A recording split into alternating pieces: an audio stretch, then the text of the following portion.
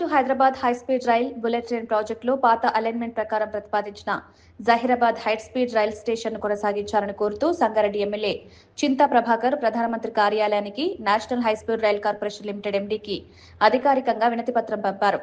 Zaheerabad station కొనసాగితే సంగారెడ్డి జిల్లా పారిశ్రామిక, వాణిజ్య, విద్య, సామాజిక, ఆర్థిక రంగాల్లో వేగవంతమైన అభివృద్ధి సాధ్యమవుతుందని లేఖలో వివరించారు.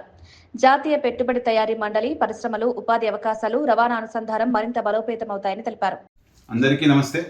నేను మీ నెమలికొండ వేణుమాధవ్. గత కొన్ని రోజులుగా మనం జహీరాబాద్ హైస్పీడ్ రైల్ స్టేషన్ కొనసాగించాల్సిందిగా అందరికీ ప్రజాప్రతినిధులకు విజ్ఞప్తి చేస్తూ ఉన్నాం. ఇప్పుడిప్పుడే ప్రజలకు చేరుతా ఉంది. నిజంగా నిన్న సంగారెడ్డి శాసనసభ్యులు శ్రీ చింతా ప్రభాకర్ గారికి వినతిపత్రం ఇవ్వడం జరిగింది. వారు వెంటనే స్పందించి భారత ప్రధానమంత్రి శ్రీ నరేంద్ర మోడీ గారికి పిఎంఓ కార్యాలయానికి లేఖ రాయడం జరిగింది. ఈ ప్రాంతంలో 13,000 ఎకరాలు నిమ్స్ పేరిట రైతులు ఇవ్వడం జరిగింది. పాత అలైన్మెంట్ ప్రకారంగా జహీరాబాద్ స్టేషన్ని కొనసాగిస్తే సంగారెడ్డి, సదాశివపేట, మిగతా జహీరాబాద్ ప్రాంతాలన్నీ కూడా అభివృద్ధికి దోహదపడుతుందని చెప్పేసి వారు ఈ లేఖలో స్పష్టంగా పేర్కొన్నారు. ఈమెయిల్ ద్వారా పిఎంఓ కార్యాలయానికి శ్రీ చింతా ప్రభాకర్ గారు లేఖ రాశారు. వారికి ఈ సందర్భంగా ప్రత్యేక ధన్యవాదాలు. అంతేకాకుండా వారు నేషనల్ హైస్పీడ్ కార్పొరేషన్ లిమిటెడ్కి ఎండి గారికి కూడా వారు లేఖ రాయడం జరిగింది.